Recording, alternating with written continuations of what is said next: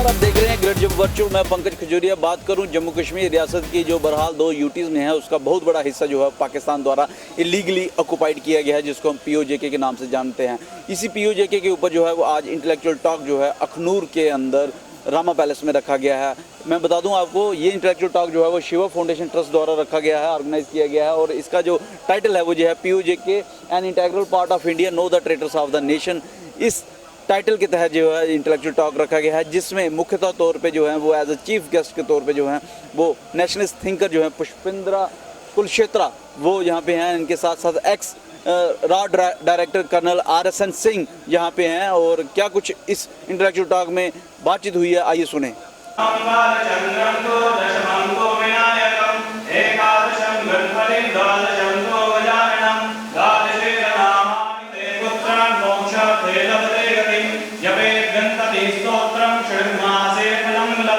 संवत्सरेण सिद्धे च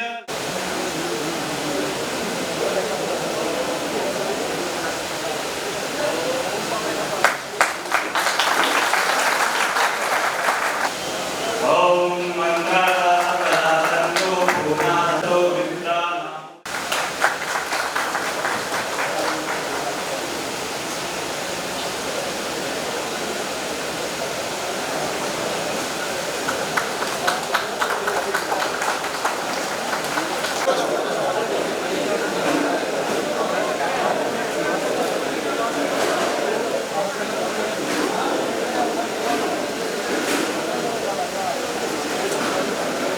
ठीक है, चरणों में मेरा सादर प्रणाम। और आज मंदिरों के शहर जम्मू में, जो कि अखनूर में दोनों महानुभावों का बहुत बहुत स्वागत और अभिनंदन। हमें इस पावन पवित्र धरती पे बुलाया, इसके लिए आप लोगों का बहुत बहुत धन्यवाद।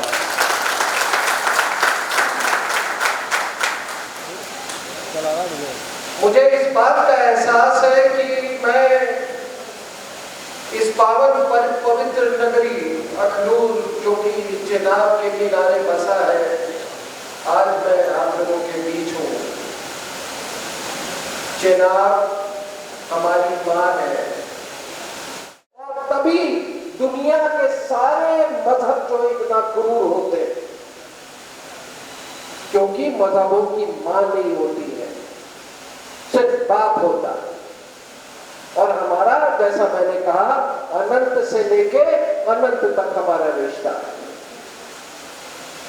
अखनूर के बारे में कई मान्यताएं हैं, कई तरह की कथाएं हैं, और एक मान्यता यह भी है कि इसका नाम अखनूर इसलिए पड़ा कि जहांगीर या उसकी पत्नी यहाँ पे आई।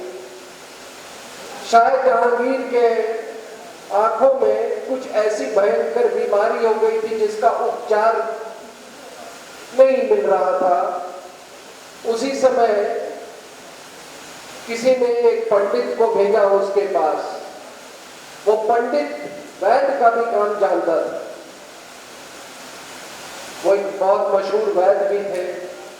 तो पंडित जी ने कहा कि आप ऐसा करें, ये कुछ दवाइयां मैं देता हूं, इसको ले लीजिएगा, और लेते समय साथ साथ चेनाब का पानी भी लगा ले, अपनी आंखों में लगा लीजिएगा। और उसने ऐसा किया, और वो आंखों का नूर जो है वो वापस आ गया। इसीलिए कहते हैं कि इसका नाम अखनूर पड़ा। लेकिन ये कई मान्यताएं हैं, उसमें ये भी मान्यता है, लेकिन समझने वाली ये बात है कि आंखों का नूर तो मिल गया, वापस आ गई, लेकिन नजरिया नहीं बदला, दृष्टिकोण नहीं बदला। अगर नजरिया बदला होता, अगर दृष्टिकोण बदला होता, तो गुरु अर्जन देव को जहांगीर उसने इस तरह की इस तरह से उन्हें प्रताड़ित करके उनको नहीं मारता।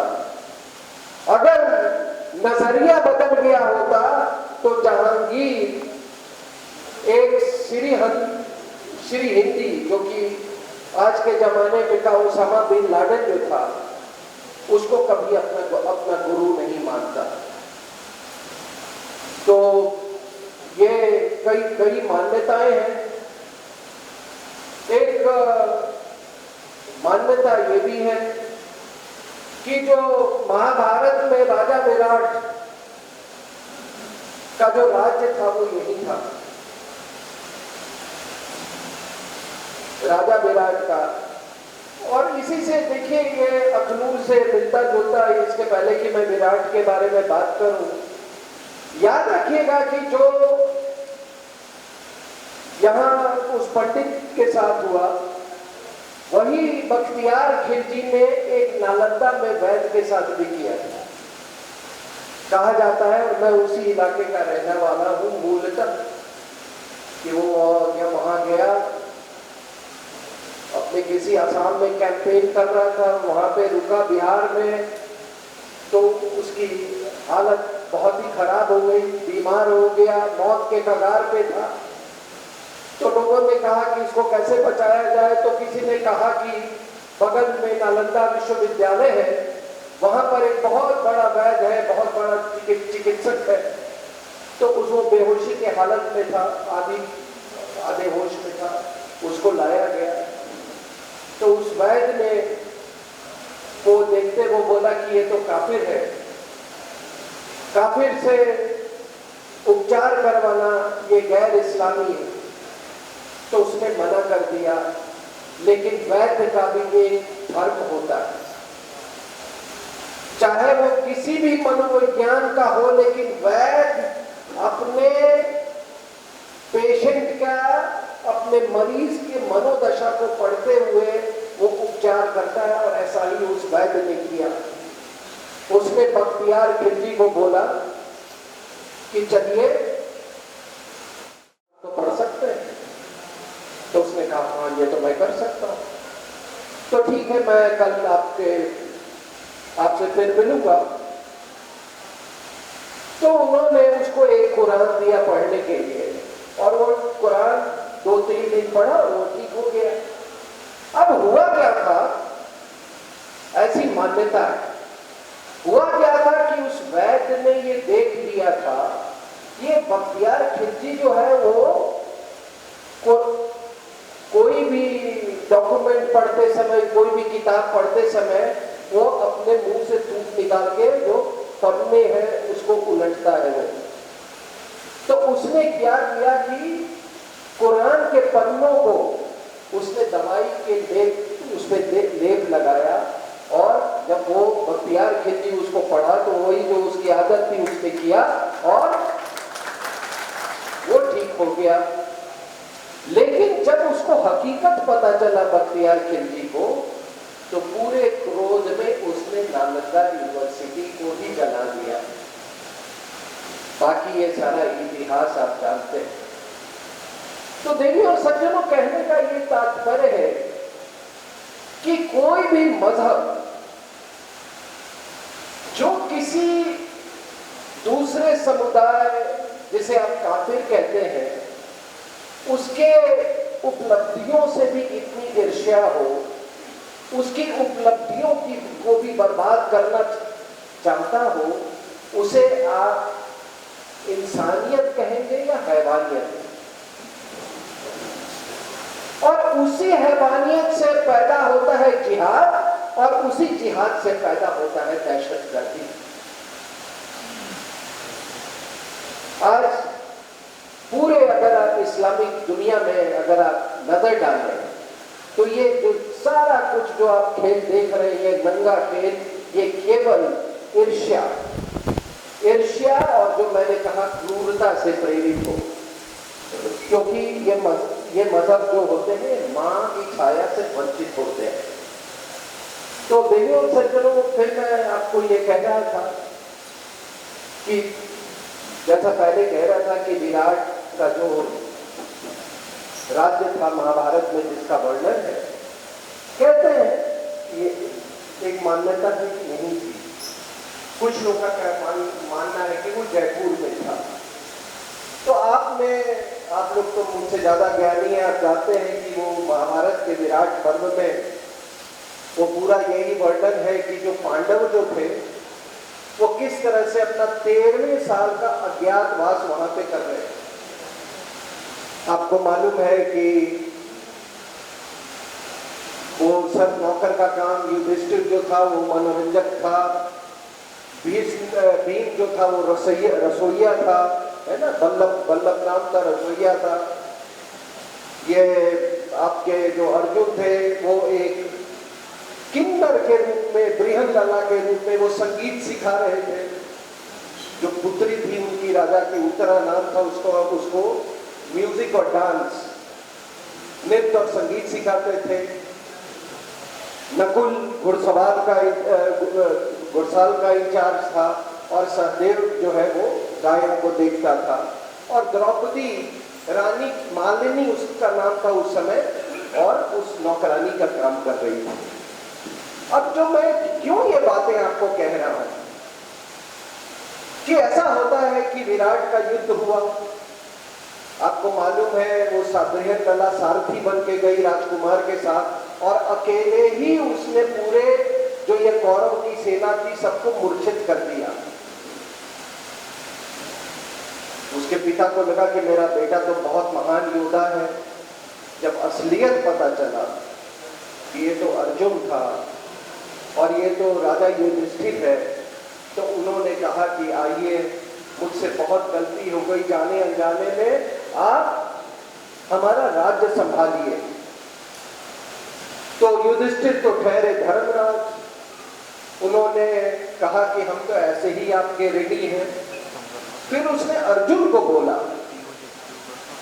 बोला कि कम से कम आप एक मेरे पे उपकार कर दीजिए, मेरी बेटी को आप अपना पत्नी स्वीकार कीजिए।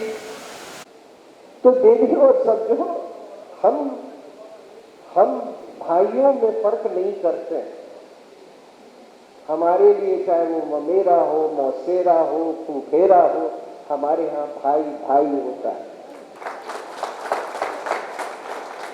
हमारे यहाँ भाई भाई होता है। इसलिए देवियों और सज्जनों, जो मजहब, धर्म से मजहब की तरफ लोग जो जाते हैं, जो तो जन्म रह जाए, ये हिमालय शंकर का वास न रह जाए, वो ये मौत से भी बदतर है। सांस्कृतिक मौत, आध्यात्मिक मौत, इंसानियत की मौत। इस बात को ध्यान रखिएगा। ये मजहब, धर्म से मजहब की जब भी आप सफर करते हैं तो ये सारी चीजें, फिर नदियां आपकी मां नहीं रह जाती। मुझे इस बात का भी एहसास है कि ये वही भूमि है, और ये बड़े ध्यान से सुनिएगा मैं जो अभी कहने जा रहा हूं आपको। ये वही भूमि है, जब आपको मालूम है कि 65 की लड़ाई हुई तो यहां पर हमला हुआ था, और हमला उस समय 2 ऑपरेशन चले थे।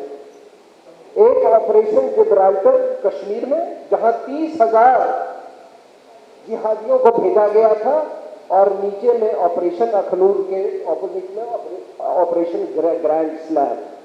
यानी कि योजना ये थी कि अगर आप जिब्राल्टर के द्वारा कश्मीर घाटी को अगर उसको अलग कर दोगे तो वो सर जो है वो धड़ से अलग हो जाएगा। तो आपको मालूम है वो 30,000 अंदर में उनका क्या हाल हुआ। फिर यहाँ पे ऑपरेशन ये ग्रैंड स्लैम हुआ। अयूब का मानना था कि ये जो अखनूर का जो पुल जो है जिससे हम अभी होके आए हैं, ये जगलर वेन है, यानी कि ये गर्दन की नस है। अगर इसको काट दोगे तो सर तन से जुदा हो जाए। आप समझ रहे हो मेरी बात? अगर इसको काट दोगे इस गर्दन की नस को तो सर तन से जुदा हो जाएगा। देवी और सज्जनों, पहले जो उस ऑपरेशन के इंचार्ज था एक अख्तर मलिक था, उसके बाद याहिया खान आया कि वेस्ट पाकिस्तान को अल्लाह ने तो बचा लिया। उस समय तक वेस्ट पाकिस्तान को अल्लाह ने बचा दिया, लेकिन 6 साल के बाद ईस्ट पाकिस्तान को नहीं बचा सका। ईस्ट पाकिस्तान का आपको मालूम है 71 में इंतकाल हुआ। जब ये सारा कुछ यहां पे हो रहा था, जब ये सारा जंग यहां पे हो रहा था, देवियों और सज्जनों, हमने ईस्ट पाकिस्तान के सेक्टर को नहीं छेड़ा, जबकि वो उनका बहुत ही कमजोर फ्रंट था। और उसका नतीजा क्या हुआ कि वहां पे बंगालियत जो है वो इस्लाम पे हावी पड़ा और ईस्ट पाकिस्तान का इंतकाल हो गया और बांग्लादेश बन गया। तो अगर आप इसको विश्लेषण करें तो बांग्लादेश का जो निर्माण हुआ उसकी नींव जो है वो अखनूर में रखी गई थी। आप समझ में मेरी बात? बांग्लादेश के निर्माण की नींव ये अखनूर में रखी गई थी। न यहां पे वो हमला करता, न हम जवाबी हमला करते। और हो सकता है कि अगर यहां पर अगर वो सक्सेसफुल हो जाते अखनूर में, उनको सफलता मिलती, तो आज इतिहास कुछ और होता। 71 की लड़ाई में भी ऐसे ही कुछ हुआ। उन्होंने ऑपरेशन वीनस में डिटेल में नहीं जाना चाहता हूं, फिर एक बार खतरा अखनूर के ब्रिज को। लेकिन छम का एक पुल था जहां पे बाई एक्सीडेंट जब हमारे कमांडर गुजर रहे थे, उन्होंने कुछ फौजें छोड़ दी वहां पे। एक कमांडो, एक 9 पैरा कमांडो की एक ग्रुप, बस केवल 3-4 टैंक और बगल में 5-6 गन। और फिर भी हमारे लोगों ने लड़ा और फिर से ये जो सर से तन को जुदा करना चाहते थे उसमें कामयाब उनको नहीं होने दिया।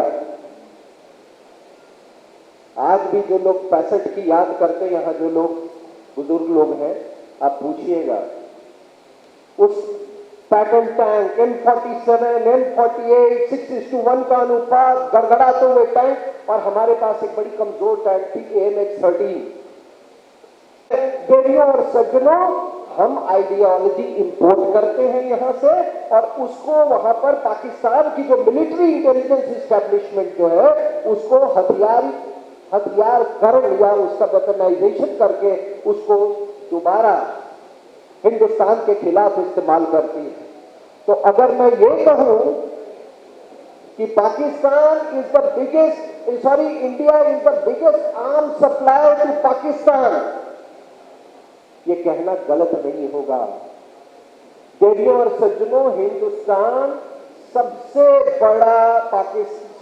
बड़ा हथियारों का सप्लायर है पाकिस्तान को, क्योंकि सारी विचारधाराएं यहीं से जाती हैं। और जब तक ये जो यहाँ पे जो इनके जिसको आप इनको मजहबी सेंटर्स को जब तक आप इसको ध्वस्त नहीं करेंगे, आप कभी भी ये जिहादी प्रॉक्सी वॉर पर आपको काबू नहीं मिलेगा। दूसरा, देखिए, ये एक बात पे गौर कीजिएगा आप लोग। पुष्पेंद्र जी इसको थोड़ा इस पर विचार करें। आप सब मानेंगे कि JNK कश्मीर का सर है, ये हिंदुस्तान का सर है, लेकिन ये सर पे कितना बोझ है, इस सर पे कितना बोझ है, इसका कभी आपने अंदाजा लगाया है? इस सर के ऊपर में 1.2 करोड़ यूगर को मुसलमान है, सेंट्रल एशिया के मुसलमान है, 4 करोड़ अफगानिस्तान के मुसलमान है, 20 करोड़ पाकिस्तान के मुसलमान है, 40 करोड़ अरब के इस्लाम। ये सब ये बोझ लेके भारत मां आज भी वो बोझ उठा रही है। ये बोझ कौन उठा रहा साहब? ये बाबा अमरनाथ उठा रखे हैं, वो मंथन के सूर्य देवता उठाए हुए हैं, वो वैष्णव माता उठाए हुए हैं उस बोझ को। और आज हम उस वजन के नीचे हम कुचले नहीं गए हैं। उसका एक और कारण है कि ये सारी जो जितनी मैंने आपको इस्लामिक देश बताए, इस्लामिक इलाके बनाए, इनमें अलग अलग संस्कृतियां हैं, उसी के कारण हम महफूज हो।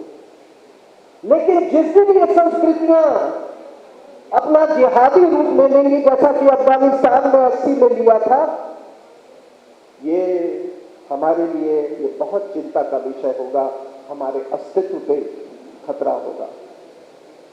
तो देवी और सज्जनों, मैं आपको एक बात बता दूं कि जिस दिन मर्कंड के मंदिर का पुनः निर्माण होगा, जिस दिन शारदा माता के मंदिर का पुनः निर्माण होगा, उस दिन ये सारा बोझ आपका हट चुका होगा। मैं इसलिए कह रहा हूं कि जब तक आप बोझ नहीं हटाएंगे, ये जिसके बारे में बात कर रहा हूं, उसके बिना ये संभव नहीं है। लेकिन जो संभव है, इनको कभी कश्मीर की चिंता नहीं है, इनको जम्मू की कभी चिंता नहीं रही, लद्दाख जो था उसकी चिंता कभी नहीं थी। इनको अगर चिंता रही है शुरू से, तो इस्लाम की चिंता रही है। 1750 किलोमीटर बॉर्डर उधर चाइना के साथ, इनको कोई चिंता नहीं। गिलगित बाल्टिस्तान, ये पूरे इलाके का 29% area, 64,000 square kilometre Pakistan PoK से अलग कर दिया, इनको कोई चिंता नहीं। 63 में पाकिस्तान में वो 5,000 स्क्वायर किलोमीटर सक्शन वैली में चाइना को दे दिया, इनको कोई चिंता नहीं। उसको पाकिस्तान में कराची एकॉर्ड में जो आप देखोगे अगर पीओके का नक्शा, तो एक पतंग की तरह उसके पूंछ है, आपके पास केवल पूंछ रह गया है, जिसको वो आजाद कश्मीर बोलते हैं, वो केवल एक पूंछ है 13,000 स्क्वायर किलोमीटर की। वो जब पूरा पतंग चली गई, पतंग का ऊपरी हिस्सा, तब भी उन्होंने कुछ नहीं बोला। गिलगित बाल्टिस्तान चला गया, कुछ नहीं बोला। और मैं आपको एक और बात बता दूं कि गिलगित बाल्टिस्तान को हमने मानसिक रूप से पहले ही हमने उसको छोड़ दिया था। जब भी यहां पीपल टू पीपल कांटेक्ट की बात होती थी, क्या कभी गिलगित बाल्टिस्तान में सकाडू और कारगिल के बीच में बात होती थी? पीपल टू पीपल कांटेक्ट में कभी नहीं हुई। हमने मानसिक रूप से उनको हमने छोड़ दिया।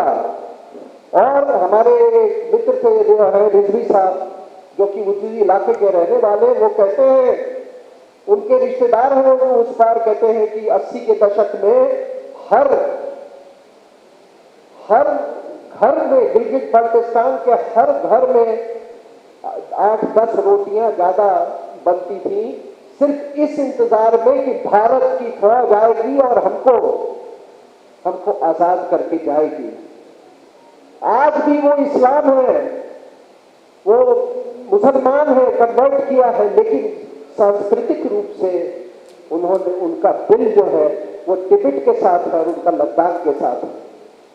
तो क्योंकि हमने मनोवैज्ञानिक रूप से उनके छोड़ दिया, तो आश्चर्य न करें इसी के कारण कारगिल हुआ।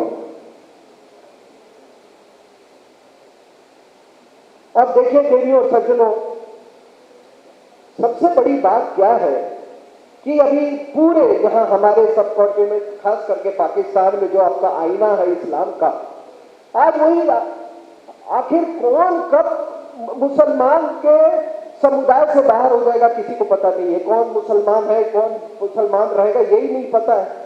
अहमदिया लोग बड़ा ढोल बजा के पाकिस्तान बनाए, उनको पहले इस्लाम से निकाल दिया। और एक सबसे बड़ी पहल है कि 2018 में हमने ये तय किया कि ऑल इंडिया रेडियो और दूरदर्शन पीओके का भी मौसम का हाल बताएगी, यानी कि वेदर बुलेटिन देगी। तो देवी और सज्जनों, हम केवल मौसम की ही जानकारी नहीं लेंगे, हम वहां पर जिहाद की भी जानकारी लेंगे।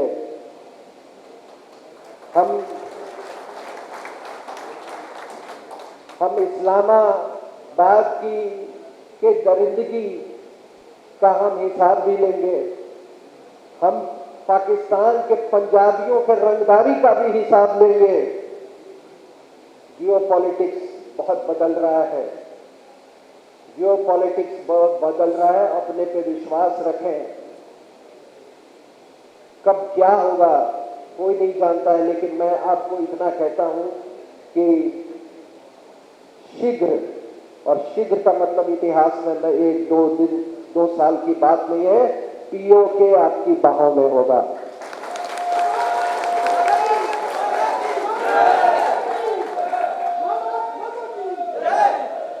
पीओके आपकी बाहों में होगा। और आखिरी में देवियों और सज्जनों, एक बात मैं आपको कहना चाहता हूं कि अपनी जो मुकाम जो है, आपका जो ऑब्जेक्टिव जो है, आपका निशाना है, वो इतना छोटा और बौना मत रखिए। इस्लाम के तहत ये सारी समस्याएं आई। जैसा पुष्करिंदर जी कहते हैं कि हर मजहब पैदा होता है, उसकी पैदा होने की तारीख है, और जो पैदा होता है वो मरता भी है।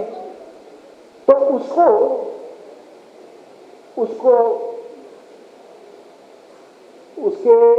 प्रोसेस को हेसन करने के लिए, उस प्रक्रिया को और तेज करने के लिए हम और आप सबको पहले अपने मन में वैचारिक दृढ़ संकल्प होना चाहिए।